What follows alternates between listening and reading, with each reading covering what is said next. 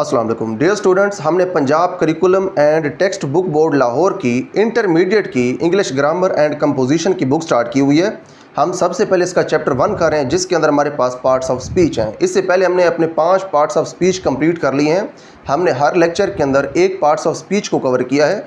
इस लेक्चर के अंदर हम कवर करेंगे अपने 6th पार्ट्स ऑफ स्पीच को, यानी कि प्रेपोजिशन को। अब देखें, जो प्रेपोजिशन का टॉपिक है ये ग्रामर के अंदर बहुत इंपॉर्टेंट है और ये काफ़ी बड़ा टॉपिक है। लेकिन हमारे पास ये जो बुक है ये क्योंकि इंटरमीडिएट लेवल के लिए है, तो इसके अंदर ये जो टॉपिक है ये काफ़ी शॉर्ट करके लिखा हुआ है। तो हम इसको इतना ही पढ़ेंगे जितना इस बुक के अंदर गिवन है, जो कि इस लेवल के लिए रिक्वायर्ड है। एडवांस लेवल के ऊपर इसको हम लेके नहीं जाएंगे। तो इसको हम स्टार्ट करते हैं। यहाँ पे हमारे पास जो प्रेपोजिशन है वो स्टार्ट हो रही है। अब देखें, जो प्रेपोजिशन होती है बेसिकली ये नाउन्स और प्रोनाउंस के साथ लगती है और ये वक्त, जगह और सिमत का तयन करती है। ठीक है, तो हमारे पास इसकी डेफिनेशन है, ए प्रेपोजिशन इज़ अ वर्ड और अ ग्रुप ऑफ वर्ड्स। अब देखें, जो प्रेपोजिशन है ये सिंगल वर्ड भी हो सकती है और एक से ज़्यादा वर्ड्स का ग्रुप भी हो सकती है। एग्जांपल्स हैं यहाँ पे प्रेपोजिशंस की, as, in, out of, above, under, below, etc. Used before a noun और अ प्रोनाउन। अब देखें, हमारे पास जो प्रेपोजिशंस हैं ये वर्ड्स होते हैं या फिर ग्रुप ऑफ वर्ड्स होते हैं जो कि आप नाउन और प्रोनाउन से पहले इस्तेमाल करते हैं। किस लिए इस्तेमाल करते हैं? टू इंडिकेट टाइम, टाइम को ज़ाहिर करने के लिए, वक्त को ज़ाहिर करने के लिए, प्लेस, जगह को ज़ाहिर करने के लिए, एंड डायरेक्शन और सिमत को ज़ाहिर करने के लिए। तो यहाँ पे हमारे पास एग्जांपल्स हैं इसकी। There is a cow in the field, खेत में एक गाय है। ठीक है, यहाँ पे जो इन है ये ज़ाहिर कर रहा है उसकी जगह को, उसकी प्लेस को, कि जो काउ है वो है तो सही, लेकिन कहाँ पे है? वो फील्ड के यानी खेत के अंदर है। तो उसकी जो जगह है उसको इन ज़ाहिर कर रहा है, तो इसीलिए इन यहाँ पे है preposition. He is sitting under the tree, वो दरख्त के नीचे बैठा हुआ है। अब देखें, ही इज़ सिटिंग, वो बैठा हुआ है। बैठा हुआ तो है लेकिन कहाँ पे बैठा हुआ है उसका देखें, जो बैठना है उसका रिलेशन है ट्री के साथ। अब देखें, जब तक हम ये अंडर नहीं लगाएंगे तो हमें पता नहीं होगा कि क्या वो ट्री के साथ बैठा हुआ है, ट्री के ऊपर चढ़ा हुआ है या ट्री के नीचे बैठा हुआ है। तो हमने यहाँ पे देखें अंडर लगाया, तो इस अंडर ने इसकी जो प्लेस है वो क्लियर कर दी कि वो किस जगह के ऊपर है, वो है दरख्त के नीचे। तो वो वर्ड्स जो कि पोजीशन को, वक्त को या फिर डायरेक्शन को तय करते हैं, उसका तयन करके हमें देते हैं, वो प्रेपोजिशंस होते हैं। तो यहाँ पे हमारे पास जो अंडर है ये प्रेपोजिशन है। ठीक है, क्योंकि इसने आदमी का और दरख्त का जो आपस में रिलेशन है वो इसने क्लियर किया है। उसके बाद हमारे पास नेक्स्ट एग्जाम्पल है, the boy jumped into the pool, लड़के ने तालाब के अंदर छलांग लगा दी। ठीक है, अब यहाँ पे देखें, आपके पास लड़के की छलांग है और एक तालाब है, इन दोनों के दरमियान जो रिलेशन है वो हमें पता नहीं है। अब देखें, लड़का अगर छलांग लगाए तो दो पॉसिबिलिटीज़ हो सकती हैं। वो तालाब के अंदर भी छलांग लगा सकता है, तालाब के बाहर भी छलांग लगा सकता है।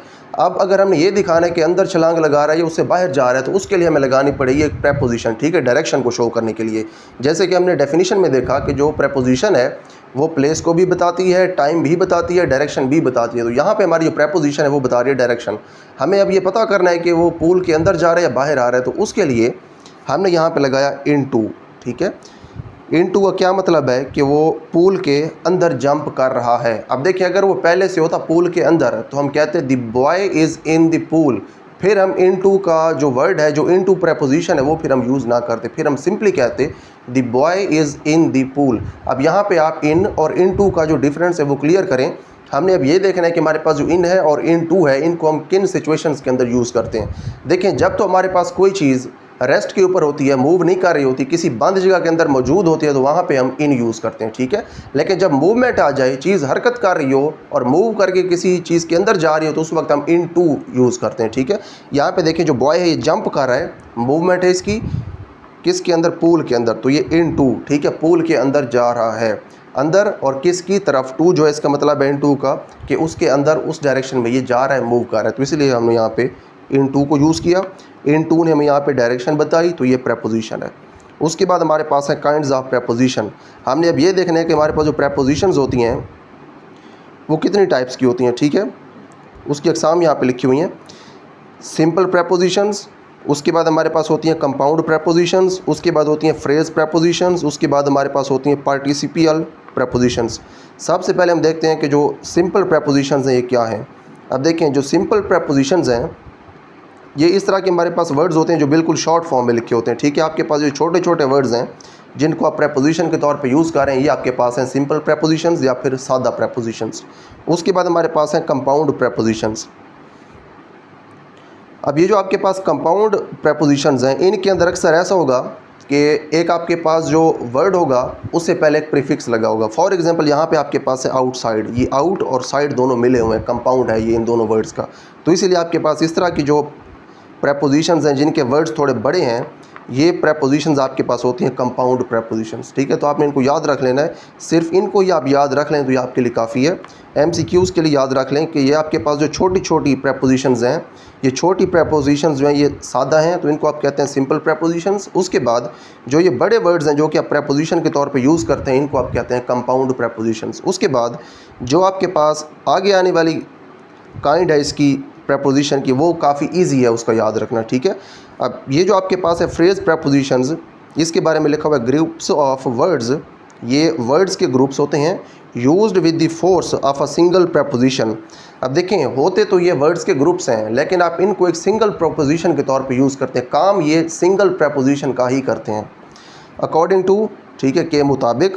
उसके बाद है एग्रीएबल टू, अलॉन्ग विद। यहाँ पे आप देखें आपके पास वर्ड्स के ग्रुप्स आ रहे हैं। यहाँ पे आपके पास जो पहले वाली दोनों प्रेपोजिशंस थी, चाहे वो सिंपल हों चाहे वो कंपाउंड हों, उन दोनों के अंदर जो वर्ड्स थे वो सिर्फ एक एक ही थे। ठीक है, वर्ड वहाँ पे एक ही होता था, लेकिन जब वो छोटी होती थी तो उसको हम कहते थे सिंपल, और अगर हमारे पास कोई बड़ी प्रेपोजिशन आ जाए तो फिर उसको हम कहते थे कंपाउंड प्रेपोजिशन। ठीक है, जिसके अंदर हमें लग रहा हो कि हो सकता है दो वर्ड्स मिल गए हों, तो ये आपके पास कंपाउंड है। उसके बाद यहाँ पे देखें जो फ्रेज प्रेपोजिशंस हैं, इनकी निशानी ये है कि यहाँ पे आपके पास वर्ड्स दो होंगे। ठीक है, यहाँ पे आपके पास जो वर्ड है वो आपको मिलता सिंगल ही है। अब देखिए यहाँ पे हमें बज़ाहिर तो लग रहा है कि दो वर्ड्स हैं, इन है और साइड है, लेकिन इन और साइड दोनों आपस में मिले हुए हैं, उन दोनों का मिल के कंपाउंड बना हुआ है, इसीलिए आप इनको कहते हैं कंपाउंड प्रेपोजिशंस। तो आपने याद रखना है कि कंपाउंड उस वक्त बनता है जब दो चीज़ें मिलती हैं। ठीक है, दो चीज़ें मिलती हैं तो कंपाउंड बनता है, इसीलिए कंपाउंड प्रेपोजिशन के अंदर जो वर्ड्स होंगे वो इकट्ठे होंगे, अलग-अलग नहीं होंगे। लेकिन जब आप फ्रेज प्रेपोजिशंस की बात करेंगे तो उस वक्त आपके जो वर्ड्स हैं ये अलग-अलग होंगे। जैसे कि यहाँ पे आपको नज़र आ रहा है जो वर्ड्स हैं ये सारे अलग-अलग हैं। उसके बाद हमारे पास हैं पार्टिसिपियल प्रेपोजिशंस। अब देखिए जो पार्टिसिपल हमारे पास होते हैं वो होते हैं दो तरह के। एक वो पार्टिसिपल्स होते हैं जिनके साथ ING लग जाता है, और दूसरे हमारे पास होते हैं पास्ट पार्टिसिपल्स। तो यहाँ पे देखते हैं कौन से हैं। Bearing, concerning, considering, during, notwithstanding, pending, regarding, respecting, touching. तो यहाँ पे आप देख सकते हैं कि आपके पास जितनी भी प्रेपोजिशंस हैं इन सब के साथ ING लगा हुआ है। तो जब भी किसी प्रेपोजिशन के साथ ING लगा होगा तो आपने कहना है कि ये पार्टिसिपियल प्रेपोजिशन है। तो आपने इस तरह से इनको याद रखना है। जो इसकी काइंड्स हैं इनको मैं रिपीट कर देता हूँ। अब देखें, सबसे पहले हमारे पास हैं सिंपल प्रेपोजिशंस। ये ऐसी प्रेपोजिशंस हैं जो कि बिल्कुल छोटी छोटी होती हैं। उसके बाद हमारे पास हैं कंपाउंड प्रेपोजिशंस जो कि डिफरेंट वर्ड्स के साथ मिलकर बन सकती हैं, लेकिन वो वर्ड्स इकट्ठे होंगे, आपको एंड के ऊपर एक सिंगल वर्ड ही मिलेगा। उसके बाद हमारे पास होती हैं फ्रेज प्रेपोजिशंस। ये ऐसी प्रेपोजिशंस होती हैं जो कि वर्ड्स के ग्रुप्स होते हैं, और वो जो वर्ड्स हैं वो भी अलग अलग पड़े होते हैं। ठीक है, जैसे यहाँ पे हमारे पास अलॉन्ग विद अलग-अलग पड़ा हुआ है, बाई वे ऑफ, यहाँ पे हमारे पास तीन वर्ड्स हैं जो कि एक प्रेपोजिशन बना रहे हैं। उसके बाद हमारे पास होती हैं पार्टिसिपल प्रेपोजिशंस। ये तो और भी ईजी हैं क्योंकि इनके एंड के ऊपर जब ING आ जाए तो आपने कहना है कि ये प्रेपोजिशन पार्टिसिपियल प्रेपोजिशन है। तो यहाँ पे हमारे पास इसकी काइंड्स थी। अब देखें, पहले इसकी जो हमने एग्जाम देखी है प्रेपोजिशन की, ये इस चीज़ के ऊपर बेस कर रही थी कि जो प्रेपोजिशन है ये किस तरह से बनी है, इसका क्या स्ट्रक्चर है। ठीक है, इसकी जो ज़ाहिरी बनावट थी उसके ऊपर हमारे पास ये काइंड्स पहली बनी हुई थी। अब हमने प्रेपोजिशन की वो टाइप्स देखनी है कि जिस हिसाब से हमने प्रेपोजिशन को यूज़ करनी है, यानी कि प्रेपोजिशन का जो यूज़ है, कहाँ पे कौन सी प्रेपोजिशन हमने यूज़ करनी है, इनके यूज़ के ऊपर डिपेंड करके जो हमारे पास टाइप्स आती हैं वो अभी यहाँ पे लिखी हुई हैं। नेक्स्ट हमारे पास है types of prepositions. There are several types of prepositions according to their usages. इनका जो इस्तेमाल है इसके मुताबिक इनकी जो टाइप्स हैं वो बहुत सारी हैं, but the main categories are as follows. लेकिन जो हमारे पास मेन कैटेगरीज़ हैं या फिर जो हमारे पास मेन अक़साम है वो हमने यहाँ पे लिख दिए हैं इनके यूज़ के हिसाब से।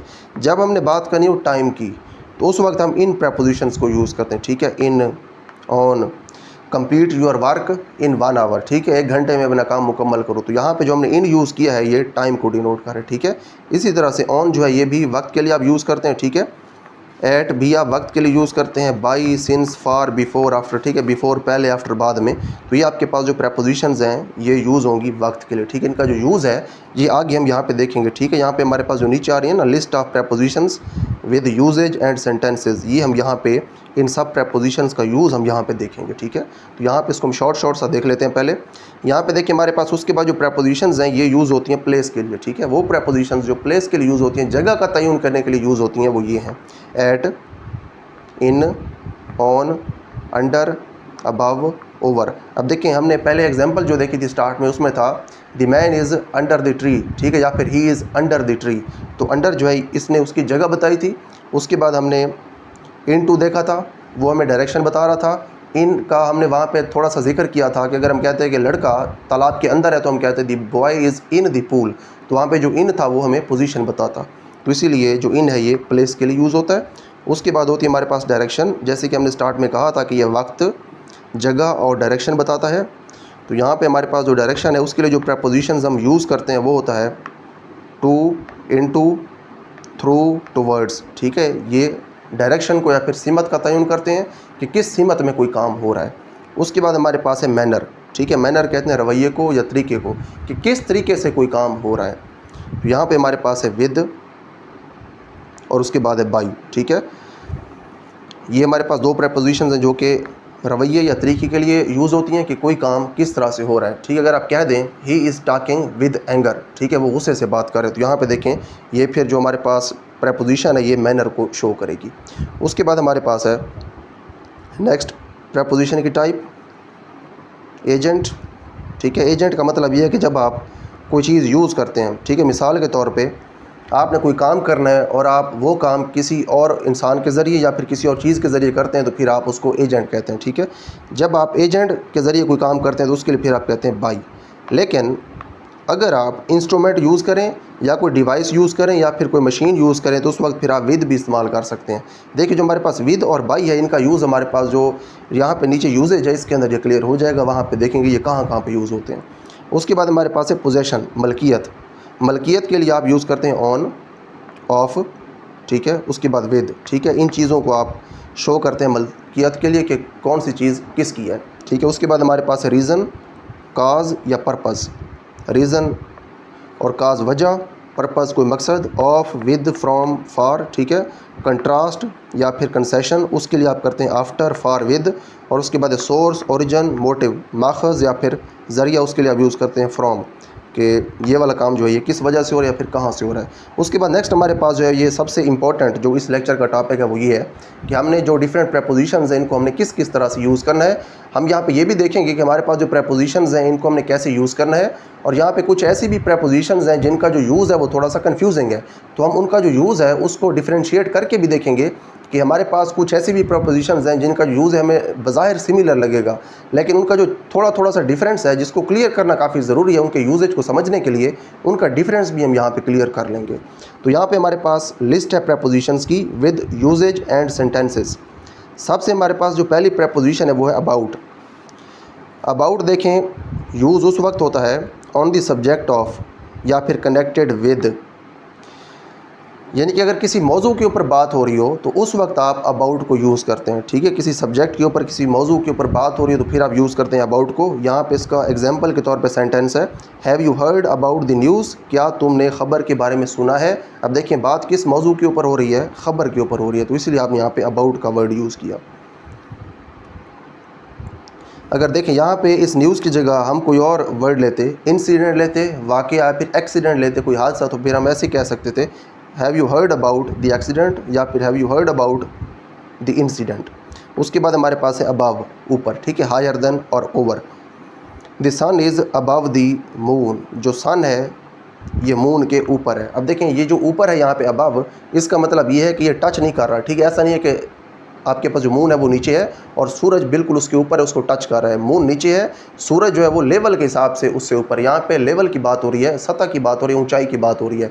जो मून है वो कम ऊंचा है लेकिन जो सूरज है ये उससे ज़्यादा ऊंचा है, ठीक है। तो यहाँ पे लेवल की बात हो रही है, तो यहाँ पे इसीलिए लिखा हुआ है हायर देन, ठीक है। इसका ये नहीं मतलब कि आप अगर अबव का वर्ड यूज़ करें तो आप कह देंगे ये दोनों चीज़ें टच कर रही हैं एक दूसरे के ऊपर नीचे हैं, बिल्कुल ऐसा नहीं है। ये लेवल की बात हो रही है, जो सन है ये ज़्यादा ऊंचा है, जो मून है ये कम ऊंचा है, इसलिए आपने यहाँ फिर अबव यूज़ किया। उसके बाद हमारे पास है अक्रॉस। अक्रॉस का मतलब ये होता है कि एक किनारे से दूसरे किनारे तक जाना। अक्रॉस का हमारे पास यहाँ पे यूजेज है from one side to the other, एक किनारे से दूसरे किनारे या एक तरफ से दूसरी तरफ जाना। The bank was across the road, जो बैंक था ये सड़क के दूसरे किनारे पे था, ठीक है। मतलब एक साइड पे अगर हम खड़े हैं तो रोड का जो दूसरा किनारा है वहाँ पे बैंक है, ठीक है, इसका ये मतलब है अक्रॉस। उसके बाद है आफ्टर, फॉलोइंग समथिंग, यानी कि किसी चीज़ के बाद अगर कोई चीज़ हो रही है तो फिर हम कहते हैं उसको आफ्टर। बिहाइंड मतलब किसी चीज़ के बाद में, या फिर लेटर देन, या फिर वक्त के हिसाब से किसी चीज़ के बाद में। The boy rain after the frog, लड़का मेंढक के पीछे भागा। अब देखिए मेंढक आगे भागी और जो लड़का है वो भागा पीछे, तो इसीलिए क्योंकि लड़का पीछे भागा तो इसीलिए आपने यहाँ पे लिखा आफ्टर। यही चीज़ यहाँ पे लिखी हुई थी फॉलोइंग समथिंग, कि आप किसी चीज़ की पैरवी करें या फिर किसी चीज़ के पीछे पीछे आप चलें। तो लड़का क्योंकि फ्रॉग के पीछे चला तो इसलिए हमने यहाँ पे आफ्टर यूज़ किया। उसके बाद है इसका next use, I will call you after the party. अब यहाँ पे लेटर देन यानी कि बाद में, वक्त के हिसाब से बाद में। अब देखिए यहाँ पे जो था फॉलोइंग समथिंग, किसी चीज़ के पीछे फिजिकली चलना, ठीक है। जैसे हम देख सकते हैं किसी को चलता हुआ, अगर आप उस तरह से चलते हैं तो उसके लिए आप कहते हैं फॉलोइंग समथिंग, तो वहाँ भी यही यूज़ होता है आफ्टर। और उसके बाद अगर आप वक्त की बात करते हैं कि कोई काम पहले हो रहा है कोई काम बाद में हो रहा है, तो बाद में होने वाली जो चीज़ है वो भी आप कहेंगे कि आफ्टर दिस ये हो रहा है, ठीक है। जैसे कि हमने यहाँ पे कहा I will call you after the party, मैं तुमसे पार्टी के बाद बात करूँगा या फिर पार्टी के बाद तुम्हें मैं कॉल करूँगा। उसके बाद हमारे पास नेक्स्ट प्रपोजिशंस हैं। नेक्स्ट हमारे पास है अगेंस्ट। अगेंस्ट का यहाँ पे सबसे पहले यूजेज है। देखिए हमारे पास हैं 3 कॉलम्स। पहले कॉलम के अंदर हमारे पास हैं प्रपोजिशंस, दूसरे कॉलम के अंदर उनका यूजेज है कि उनको हमने यूज़ कहाँ पे करना है, और हमारे पास ये जो तीसरा कॉलम है यहाँ पे उनके जो सेंटेंसेस हैं वो लिखे हुए हैं। अगेंस्ट हमारे पास प्रपोजिशन है, यूज़ है इसका इन अपोजिशन टू, ठीक है, मुखालफत में, या फिर इन कॉन्टेक्ट विद, या फिर किसी चीज़ के साथ टच करते हुए, ठीक है। इसके 2 यूजेस हैं। आप एक तो इसको मुखालफत के सेंस में ले सकते हैं, अगर 2 चीज़ें टच कर रही हैं तो फिर भी आप अगेंस्ट की वहाँ पे प्रपोजिशन यूज़ कर सकते हैं। दोनों एग्जांपल्स लिखे हुए हैं, देखते हैं उनको। He was against the idea, वो इस आइडिया के ख़िलाफ़ था, तो देखें ख़िलाफ़ होने के लिए आपने अगेंस्ट यूज़ किया। उसके बाद the chair is lying against the table, जो आपके पास चेयर है वो टेबल के साथ पड़ी हुई है, ठीक है। जो चेयर और टेबल है दोनों इकट्ठी पड़ी हुई हैं, ठीक है। यहाँ पे इकट्ठे होने के सेंस में यूज़ हुआ अगेंस्ट, और यहाँ पे अगेंस्ट यूज़ हुआ मुखालिफ होने के सेंस में। उसके बाद हमारे पास हमारी नेक्स्ट प्रपोजिशन है, उसको देखते हैं। नेक्स्ट हमारे पास है अलोंग। इसका यूजेज है from one end to the other, ठीक है, एक किनारे से दूसरे किनारे तक। They were running along the path, वो रास्ते के अलोंग दौड़ रहे थे, या फिर वो रास्ते के साथ साथ, या फिर वो रास्ते के ऊपर दौड़ रहे थे। देखिए रास्ता जहाँ से शुरू हुआ और जहाँ पे ख़त्म हुआ ये पूरे रास्ते के ऊपर दौड़ रहे थे। अब देखिए यहाँ पे हमारे पास आ गया from one end to the other, ये अलोंग। उसके बाद हमने इससे पहले एक प्रपोजिशन देखी, वो थी अक्रॉस, ठीक है, यहाँ पे ये है अक्रॉस। अब इन दोनों का जो मतलब है वो दिखने में सेम लग सकता है, बच्चे इसमें कंफ्यूज हो सकते हैं, तो यूजेज आप ज़रा नोट करें। यहाँ पे लिखा हुआ है the bank was across the road, जब आपने रोड को क्रॉस किया तो रोड को क्रॉस करने के बाद आपको बैंक नज़र आया। एक साइड पे आप थे, रोड को क्रॉस करने के बाद दूसरी साइड के ऊपर था बैंक। तो यहाँ से ये क्लियर हुआ कि जब आपने अक्रॉस को यूज़ करना है तो उस वक्त आपने ये समझना है कि आपने किसी चीज़ को क्रॉस करना है, ठीक है। लेकिन जब आपने यूज़ करना है अलोंग को, तो अलोंग का मतलब ये है किसी चीज़ के साथ साथ चलना है आपने, ठीक है, जो रास्ता है उसके साथ आपने चलना है। तो ये आपके पास इन दोनों का एक छोटा सा डिफरेंस था। अब जैसे कि मैंने कहा था कि हम इनका डिफरेंस भी साथ साथ क्लियर करेंगे, तो इसी तरह से हमारे पास जो प्रपोजिशंस हैं, डिफरेंट प्रपोजिशंस ऐसी हैं जिनका जो यूजेज है वो कभी कभी बच्चों को कंफ्यूज कर सकता है। तो इसीलिए इनका जो यूजेज है, इनके अंदर जो छोटे छोटे से डिफरेंसेस हैं वो यहाँ पे क्लियर करने ज़रूरी हैं, इनको हम क्लियर करते जाएंगे साथ साथ। नेक्स्ट हमारे पास जो प्रपोजिशन है वो है among, surrounded by. Parvez was among the visitors, ठीक है। इसका जो यूजेज है वो ये है कि जब कोई भी चीज़ घिरी हुई होगी बाकी चीज़ों के साथ तो हम कहेंगे वो सराउंडेड है। Parvez was among the visitors, जो परवेज़ है वो विजिटर्स के दरमियान था, ठीक है। Around, in a circle, near, approximately. अब देखें यहाँ पे हमारे पास इसके हैं 2 यूजेस। पहला तो इसका यूज़ ये है अराउंड का कि आप कोई काम अगर कर रहे हैं और वहाँ पे अगर आपके पास सर्कल का कंसेप्ट आ रहा है, ठीक है, गोल घूम के अगर कोई काम हो रहा है तो वहाँ पे आप अराउंड को यूज़ कर सकते हैं, ठीक है, यहाँ पे। या फिर अगर आप कोई काम कर रहे हैं और आपने ये बताने कि तकरीबन इतना काम हो गया है या फिर तकरीबन इतना काम रहता है, तो उसके बाद आप यूज़ करते हैं नियर, करीब, या फिर अप्रॉक्सीमेटली, तकरीबन, ठीक है। ये इसके दो यूज़ हैं, नियर या अप्रॉक्सीमेटली, या फिर सर्कल के अंदर जब कोई मोशन हो रही हो तो उस वक्त फिर आप अराउंड को यूज़ करते हैं। दोनों इसके यूजेस मौजूद हैं। अब देखें यहाँ पे हमारे पास जो प्रेपोजिशंस हैं, अगर किसी प्रेपोजिशन का एक यूज़ है तो उसके सामने एक सेंटेंस लिखा हुआ है, अगर किसी के दो यूजेस हैं तो उसके सामने लिखे हुए हैं दो सेंटेंसेस, अगर किसी प्रेपोजिशन के तीन यूजेस हैं तो उसके सामने तीन सेंटेंसेस लिखे हुए हैं। यहाँ पे हमारे पास ये जो प्रेपोजिशन है अराउंड, इसके हैं दो यूजेस, तो इसके आगे दो सेंटेंसेस आ गए। पहला हमारे पास सेंटेंस है, he was roaming around the table, वो टेबल के या मेज़ के गिर्द घूम रहा था, ठीक है। यहाँ पे घूमने का कंसेप्ट आया तो आपने अराउंड यूज़ किया। इट कॉस्ट्स अराउंड 500 रुपीज़, इसकी कीमत तकरीबन 500 रुपये है। अब देखिए यहाँ पे घूमने के सेंस में आपने अराउंड को यूज़ किया, यहाँ पे आपने अराउंड को अप्रॉक्सीमेटली यानी कि तकरीबन के सेंस में यूज़ किया। उसके बाद हमारे पास है एट, प्लेस, एज, टाइम। अब इसके हमारे पास हैं तीन यूजेस, जगह, उम्र या फिर वक्त, time. Tania will wait for me at the library, Tania मेरे लिए लाइब्रेरी पे इंतज़ार करेगी, ठीक है। आपने जगह के बारे में बताया कि कहाँ पे कोई काम करना है, एट द लाइब्रेरी या फिर एट द होम या फिर एट द स्कूल, ठीक है, ये है।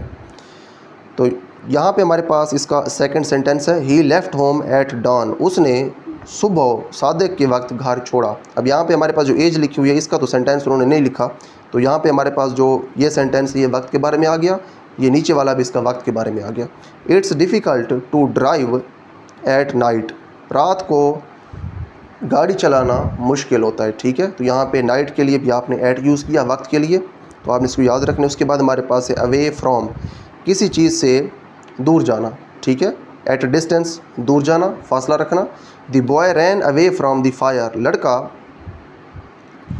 आग से दूर भागा। अब देखिए हमारे पास एक लड़का है और एक आग है, हमारे पास रिलेशन क्लियर नहीं है कि जो लड़का है क्या वो आग की तरफ भागा है या फिर आग से दूर भागा है, क्योंकि वो भागे आग से दूर, तो इसलिए हमने यहाँ पे लिखा अवे फ्रॉम, ठीक है, अवे फ्रॉम द फायर। अगर हम ये कहते हैं कि वो आग की तरफ भागा तो फिर हम ये कहते हैं the boy ran towards the fire, वो आग की तरफ भागा है। यहाँ पे दूर था तो इसलिए हमने यहाँ पे प्रेपोजिशन को यूज़ करके उसकी डायरेक्शन बताई। देखिए प्रेपोजिशन यहाँ पे क्या काम करिए, ज़रा इसको दोबारा आप नोट कर लें। हमने क्योंकि स्टार्ट में कहा था कि जो प्रेपोजिशन है ये डिनोट करेगी डायरेक्शन को, तो यहाँ भी वो डायरेक्शन को ही डिनोट कर रही है। अगर हम कहते हैं कि आग की तरफ जा रहा है तो कहते हैं टुवर्ड्स फायर, डायरेक्शन को शो करती प्रेपोजिशन टुवर्ड्स। अगर आप कहते दूर जा रहा है तो फिर आप कहते अवे, तो अवे यहाँ पे हमने कहा ये भी डायरेक्शन को शो कर रहा है, तो यहाँ पे हमने ये देखा कि जो प्रेपोजिशन है ये डायरेक्शन को शो करती है। उसके बाद नेक्स्ट हमारे पास प्रेपोजिशन है बिफोर, ठीक है। बिफोर का मतलब होता है अर्लियर देन, पहले, या फिर इन फ्रंट ऑफ, किसी चीज़ के सामने। तो यहाँ पे हम कह सकते हैं द डे बिफोर यस्टरडे, जो गुजरा हुआ कल है उससे पहले वाला जो दिन है उससे भी पहले वाले दिन के ऊपर, ठीक है। तो आपने यहाँ पे बिफोर का वर्ड यूज़ किया अर्लियर देन के लिए। उसके बाद जो इन फ्रंट ऑफ है, किसी के सामने पेश होना, उसके लिए भी आप बिफोर को यूज़ कर सकते हैं। यहाँ पे आप कह सकते हैं ही अपीयर्ड बिफोर द कोर्ट, वो अदालत के सामने पेश हुआ, ठीक है। पेश होना, सामने पेश होना, या फिर सामने इन फ्रंट ऑफ, इस तरह से आप किसी सेंटेंस में इसको यूज़ कर सकते हैं, ही अपीयर्ड बिफोर द कोर्ट। उसके बाद नेक्स्ट हमारे पास प्रपोजिशन है बिहाइंड। बिहाइंड का मतलब होता है एट द बैक ऑफ, किसी चीज़ के पीछे होना। She was sitting behind the driver, वो ड्राइवर के पीछे बैठी हुई थी, ठीक है, पीछे होना किसी चीज़ के, तो यहाँ पे फिर आप बिहाइंड को यूज़ करते हैं। उसके बाद है बिलो, लोअर देन, ठीक है। यहाँ पे जो बिलो है इसके बारे में आप ये याद रखेंगे, आगे भी हमारे पास एक प्रपोजिशन आएगी जो कि होगी अंडर और अंडरनीथ, वहाँ पे फिर इसका हम डिफरेंस देखेंगे इसके साथ। बिलो का मतलब होता है लेवल के हिसाब से किसी चीज़ से नीचे होना, ठीक है। एक चीज़ ऊपर है, दूसरी चीज़ जो नीचे होगी उसको हम कहेंगे ये बिलो है। अब देखिए इसके लिए ज़रूरी नहीं है कि वो जो चीज़ ऊपर है उसके ये एग्जैक्टली नीचे हो, ये उसके नीचे भी हो सकती है, उसकी साइडों पर भी हो सकती है, मतलब जो इसका लेवल है ये उससे कम होना चाहिए। तो इसको हम देखते हैं यहाँ पे, इसका यूज़ है लोअर देन, किसी चीज़ से नीचे होना लेवल के हिसाब से। Her shirt is below her knees, उसकी शर्ट उसके घुटनों से नीचे है, ठीक है। अब यहाँ पे हमारे पास जो बिलो है ये क्लियरली ये बता रहा है कि दो चीज़ों का जो लेवल है उसको कंपेयर किया जा रहा है। एक चीज़ अगर नीचे हो, एक चीज़ ऊपर हो, तो आप कहते हैं एक चीज़ बिलो है, एक चीज़ अबव है, ऊपर है। उसके बाद हमारे पास है beneath, under.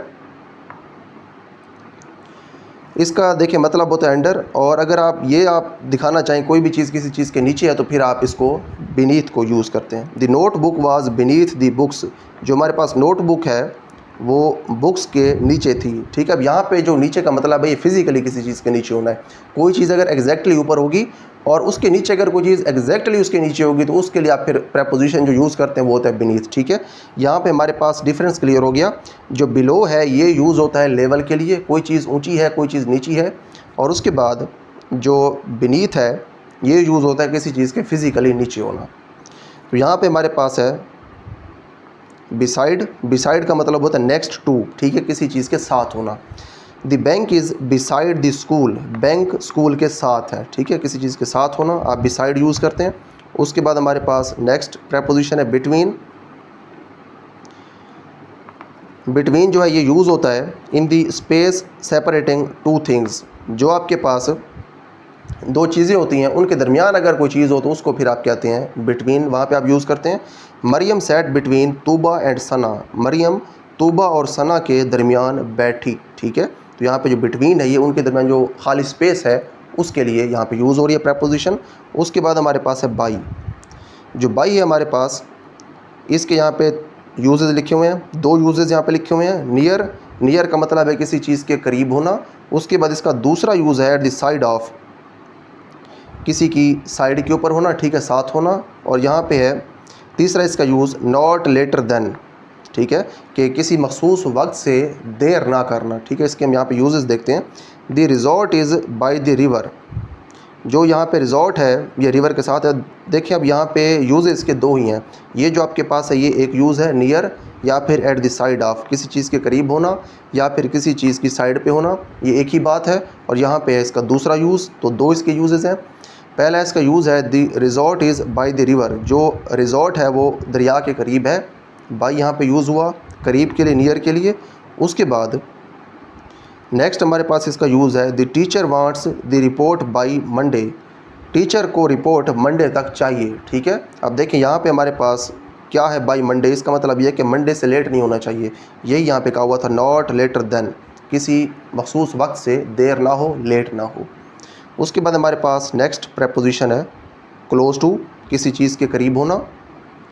Near, his house is close to the market, उसका घर मार्केट के करीब है। ठीक है, किसी चीज़ के करीब होना इसको आप कहते हैं क्लोज टू। आप यहाँ पे मार्केट की जगह कोई और जगह भी कह सकते हैं, his house is close to the school या फिर his house is close to the hospital, ऐसे भी आप कह सकते हैं। उसके बाद नेक्स्ट हमारे पास प्रेपोजिशन है डाउन। डाउन का मतलब होता है हायर से लोअर। ठीक है, अगर कोई चीज़ ऊपर से नीचे की तरफ आ रही है तो फिर आप इसके लिए डाउन की प्रेपोजिशन यूज़ करते हैं।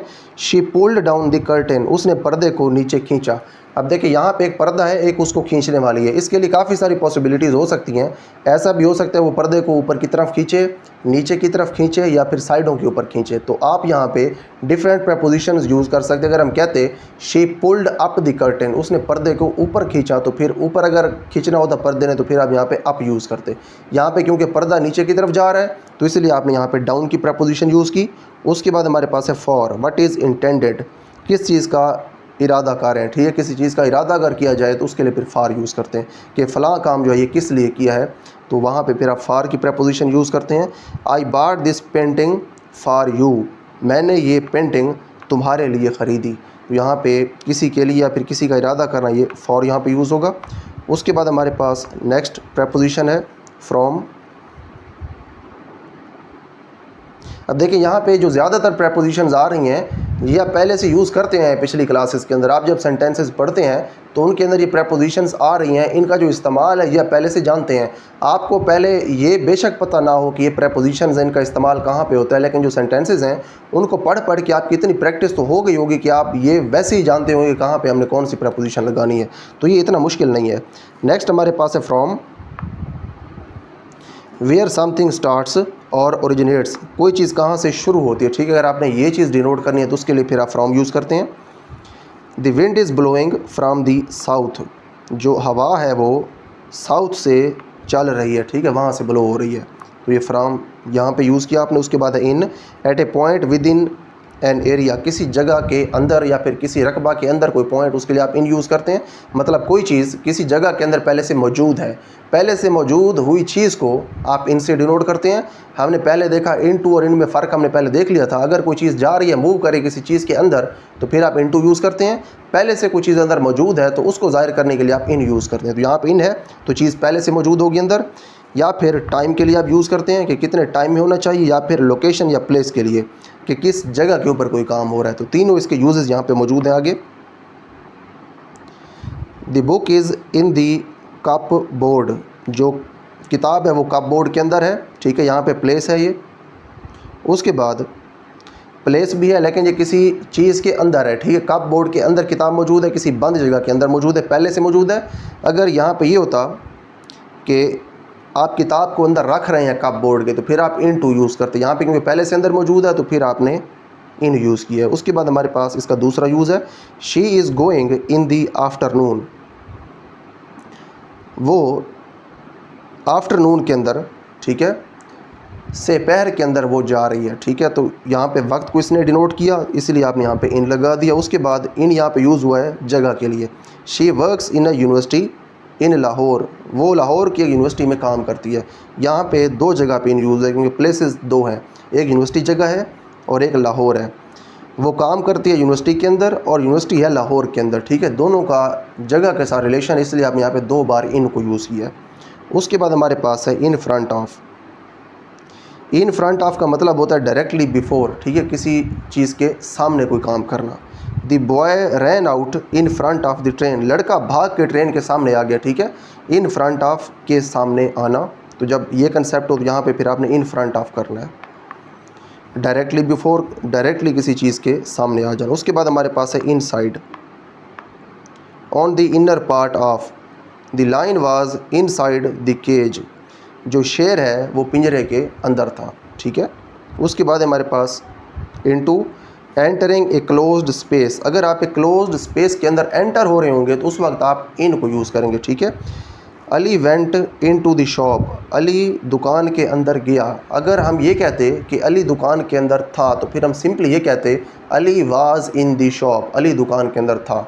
लेकिन अगर हमने ये कहना है कि अली दुकान के अंदर गया तो फिर हम मूवमेंट को डिनोट कर रहे हैं, तो इसलिए हमने ये कहा Ali went into the shop. जब मूवमेंट आपने डिनोट करनी हो तो आप लगाते हैं इनटू, लेकिन अगर कोई चीज़ किसी बंद जगह के अंदर मौजूद हो तो फिर आप सिंपली वहाँ पे इन लगा देते हैं। उसके बाद नेक्स्ट हमारे पास है नियर, ठीक है। नेक्स्ट प्रोपोजिशन है हमारे पास नियर। इस प्रोपोजिशन को देखते हैं। क्लोज टू, इसका मतलब ये होता है किसी चीज़ के जब कोई चीज़ करीब हो तो उस वक्त फिर आप नियर को यूज़ करते हैं। The school is near the service station, जो स्कूल है ये सर्विस स्टेशन के करीब है तो आपने यहाँ पे नियर यूज़ किया। नेक्स्ट टू बिसाइड, इसका नेक्स्ट टू का मतलब होता है किसी के करीब होना। The bank is next to the school, जो बैंक है ये स्कूल के साथ है, ठीक है। नेक्स्ट टू द स्कूल मतलब स्कूल के साथ है। अगर आप यानी कि चलते जाएं तो पहले स्कूल आएगा और स्कूल के बाद नेक्स्ट टू आपके पास बैंक आएगा। उसके बाद हमारे पास है ऑफ, डाउन, ठीक है, और अवे फ्राम। डाउन का मतलब ये है कि कोई चीज़ अगर नीचे आ रही है तो उसके लिए फिर आप ऑफ की प्रेपोजिशन यूज़ करेंगे। अवे फ्राम, अगर आप किसी से दूर जा रहे हैं तो फिर भी आप ऑफ की प्रेपोजिशन यूज़ करेंगे।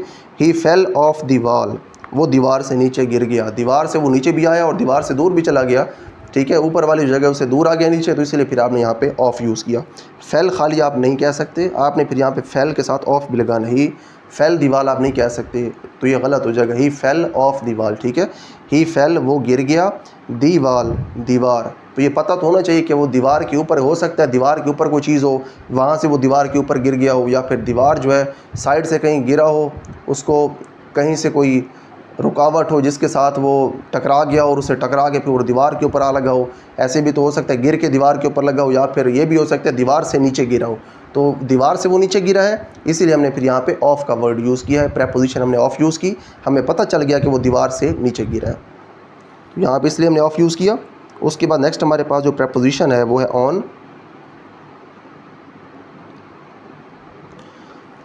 इसका यूजेज हमारे पास पोजीशन टचिंग अ सरफेस, ठीक है। अगर किसी सरफेस के ऊपर कोई चीज़ पड़ी हुई है तो उसके लिए फिर आप ऑन यूज़ करते हैं, ठीक है। टाइम वक्त के लिए, लोकेशन या प्लेस इसके लिए भी आप यूज़ करते हैं। पहले हमारे पास जो सरफेस के साथ टचिंग है वो यहाँ पे यूजेज है। The egg is on the table, जो अंडा है वो मेज़ के ऊपर है। अब ऐसा नहीं है कि अंडा मेज़ के ऊपर इस तरह से है कि वो मेज़ को टच नहीं कर रहा। यहाँ पे आपने क्योंकि ऑन यूज़ कर लिया तो इसका मतलब ये है कि जो अंडा है वो मेज़ के ऊपर मौजूद है और मेज़ को टच कर रहा है, ठीक है। उसके बाद नेक्स्ट हमारे पास सेंटेंस है ईद इज़ ऑन अक्टूबर 25, 25 अक्टूबर को ईद है। तो दिन जो है इसके लिए आपने ऑन यूज़ किया टाइम के लिए। The offices are on the Mall Road, जो दफ्तर हैं वो माल रोड के ऊपर हैं, ठीक है। यहाँ पे लोकेशन के लिए भी आपने ऑन को यूज़ किया। उसके बाद हमारे पास है on to, move to a position on a surface, आप सरफेस के ऊपर किसी पोजीशन के ऊपर अगर मूव करें। अब देखें जिस तरह से हमने ये कहा था अगर कोई चीज़ किसी बंद चीज़ के अंदर है तो आप इन यूज़ करते हैं, अगर वो बंद चीज़ के अंदर मूव होकर जा रही है तो आप यूज़ करेंगे इन टू। इसी तरह से अगर कोई चीज़ सरफेस के ऊपर मौजूद है तो आप यूज़ करेंगे ऑन, अगर वो मूव करके ऊपर जा रही है सरफेस के तो फिर आप ऑन टू यूज़ करेंगे, ठीक है। ये डिफरेंस है इन और इन टू के दरमियान और ऑन टू के दरमियान, इसको आपने क्लियर करना है। तो यहाँ पर हमारे पास ऑन टू का नीचे सेंटेंस है the lizard jumped on to the roof of the car, जो लिजर्ड है इसने कार की छत के ऊपर छलांग लगाई, ठीक है। कार की जो छत है उसकी सरफेस के ऊपर क्योंकि इसने छलांग लगाई तो आपने यहाँ पे इसलिए ऑन टू लिखा। अगर सिंपली ये कार की जो छत है उसके ऊपर मौजूद होती तो आप सिंपली ये कहते the lizard is on the surface या फिर on the roof of the car, ये कार की छत के ऊपर मौजूद है। लेकिन क्योंकि उसने ऊपर छलांग लगाई तो इसलिए आपने लिखा जंप्ड ऑन टू। आप सिंपली ये नहीं कह सकते जंप्ड ऑन, अगर आप जंप्ड ऑन कहेंगे तो ये गलत होगा। ऑन यूज़ होता है उस चीज़ के लिए जो कि पहले से वहाँ पे मौजूद हो, लेकिन ये क्योंकि जंप करके जा रही है उसके ऊपर तो इसलिए फिर आपने ऑन की बजाय ऑन टू यहाँ पे यूज़ किया है। उसके बाद हमारे पास नेक्स्ट प्रेपोजिशंस हैं। अपोजिट है हमारे पास, अपोजिट का मतलब है फेसिंग, ठीक है, किसी की तरफ मुँह करके बैठना या फिर ऑन द अदर साइड, दूसरी साइड के ऊपर। असलम सेट अपोजिट आमना, असलम जो है ये आमना के मुखालिफ बैठ गया यानी कि आमने सामने बैठ गए, ठीक है। उसके बाद हमारे pass out of, move from a closed space, किसी बंद जगह से बाहर जाना, इसके लिए आप यूज़ करते हैं आउट ऑफ या फिर विदाउट। मतलब अगर कोई चीज़ किसी चीज़ के बगैर है तो फिर वहाँ पे भी आप विदाउट यूज़ करते हैं, यूज़ यहाँ पे मौजूद है। ही got out of the house, ठीक है, ही got out of the house, वो घर से बाहर निकल आया, क्योंकि बंद जगह है घर, उससे बाहर आया है तो इसलिए आपने यहाँ पे आउट ऑफ लिखा है, ठीक है। आपने यहाँ पे सिंपली ये नहीं कहना ही गॉट आउट द हाउस, आपने कहना ही got out of the house, वो घर से बाहर आया। She is out of a job these days, इन दिनों उसके पास कोई नौकरी नहीं है, ठीक है। आउट ऑफ जॉब का मतलब है के बगैर, ठीक है। यहाँ पे है किसी बंद जगह से बाहर आना आउट ऑफ, और जो आपके पास सेकंड सेंटेंस है इसके अंदर है किसी चीज़ के बगैर होना, यहाँ पे है जॉब के बगैर होना। उसके बाद हमारे पास है आउटसाइड, बाहर, अपोजिट ऑफ इनसाइड, ठीक है, ये इनसाइड का अपोजिट है। ऑन दी आउटर साइड या फिर बाहर वाली साइड के ऊपर। The pool is outside the garden, जो पूल है जो तालाब है ये बाग से बाहर वाली साइड के ऊपर है, आउटसाइड है उससे। उसके बाद हमारे पास नेक्स्ट प्रपोजिशन है ओवर, ओवर हमारे पास है अबव या फिर across, on the surface of, किसी चीज़ के ऊपर होना, ठीक है। The plane flew over the सी, जहाज़ समंदर के ऊपर से उड़ा, ठीक है। उसके बाद हमारे पास है she put a sheet over the dish, उसने डिश के ऊपर एक शीट रख दी, ठीक है, सरफेस के ऊपर उसने रख दी, पूरी सरफेस उसने कवर कर दी, तो यहाँ पे आपने लगा दिया ओवर। अब देखें ऑन और ओवर जो है उसका भी आप ज़रा फ़र्क समझें। ऑन आपने यूज़ उस वक्त किया कि egg is on the table, जो एग है ये टेबल के ऊपर तो है लेकिन ये पूरी टेबल को कवर नहीं कर रहा। लेकिन जब आपने बात की शीट की तो यहाँ पे देखें क्या कहा हुआ है, she put a sheet over the dish, उसने डिश के ऊपर शीट रख दी, तो शीट ने डिश को या फिर शीट के साथ उसने डिश को कवर किया है, तो इसलिए यहाँ पे फिर आपने लिखा ओवर। उसके बाद हमारे पास है पास्ट बियॉन्ड, ठीक है, के अलावा। She drove past the school, वो स्कूल से दूर ड्राइव करके चली गई, ठीक है, drove, she drove past the school, यहाँ पे जो ड्राइव है उसकी ये दूसरी फॉर्म है ड्रोव, वो स्कूल से दूर ड्राइव करके चली गई, तो पास्ट का मतलब होता है किसी चीज़ से दूर जाना, बियॉन्ड। उसके बाद हमारे पास round in a circular movement, अगर आप सर्कल की फॉर्म में किसी चीज़ की मूवमेंट बयान करें तो वहाँ पे राउंड यूज़ हो सकता है। The moon moves round the earth, जो चाँद है वो ज़मीन के गिर्द हरकत करता है, मूव करता है। उसके बाद हमारे पास है थ्रू, नेक्स्ट प्रपोजिशन है from one side to the other, एक तरफ से दूसरी तरफ किसी चीज़ का जाना, इसे आप कहते हैं through. The Ravi flows through the Punjab, जो रावी है ये पंजाब से बहता है, ठीक है, एक साइड से बहता है पंजाब की और दूसरी साइड के ऊपर चला जाता है, ठीक है। Through out in every part of, ठीक है, मुकम्मल किसी चीज़ के अंदर कोई काम होना। कोविड-19 spread throughout the world, अब जो कोरोना वायरस था वो पूरी दुनिया के अंदर फैल गया, ठीक है, थ्रू आउट द वर्ल्ड। अब यहाँ पे आपने गलती से ये नहीं कहना through the world, through the world का मतलब तो ये होगा किसी चीज़ के ज़रिए या फिर किसी चीज़ से गुजर के जाना। अगर आप ये कहेंगे ना कि कोविड-19 स्प्रेड थ्रू दी वर्ल्ड, ये दुनिया से फैला, ठीक है, इसका फिर ये मतलब हो जाएगा जैसे कि यहाँ पे है कि ये पंजाब से बहता है रावी रिवर, तो आपने अगर कहना है कि पूरी दुनिया में फैल गया है तो उसके लिए फिर आपने थ्रू आउट कहना है। थ्रू आउट का मतलब होता है पूरी दुनिया में या फिर जो जगह है उस पूरी जगह के ऊपर कोई काम होना। उसके बाद हमारे पास है to, in the direct of या फिर टूवर्ड्स, किसी चीज़ की तरफ जब आप इशारा करें या फिर इस तरह से रिलेशन हो, कोई काम किसी डायरेक्शन में हो रहा हो तो फिर आप टू को यूज़ करते हैं। He was on his way to the station, वो अपने स्टेशन की तरफ रास्ते के ऊपर था। अब देखिए यहाँ पे स्टेशन की तरफ डायरेक्शन आप शो कर रहे हैं उसके रास्ते की कि वो कहाँ पे था, स्टेशन की तरफ था, तो आपने यहाँ पे टू को यूज़ किया। उसके बाद हमारे पास है towards in the direction of, the baby rain towards her father, बच्ची अपने बाप की तरफ भागी, ठीक है। उसके बाद हमारे पास अंडर, बीनीथ, बिलो, ठीक है, किसी चीज़ के नीचे होना, under. Water flows under the bridges, जो आपके पास वाटर है वो पुलों के नीचे से बहता है। अब यहाँ पे देखें जो अंडर है इसका अब यहाँ पे कंसेप्ट समझें। अंडर का कंसेप्ट ये है कि फ़िज़िकली किसी चीज़ के नीचे होना। यहाँ पे जो ब्रिज है उसके बिल्कुल नीचे से पानी गुजरता है, क्योंकि पानी ब्रिज के एग्जैक्टली नीचे होता है, इसलिए आपने यहाँ पे अंडर का वर्ड यूज़ किया है। तो यहाँ पे हमारे पास उसके बाद है अंडरनीथ, बीनीथ नीचे।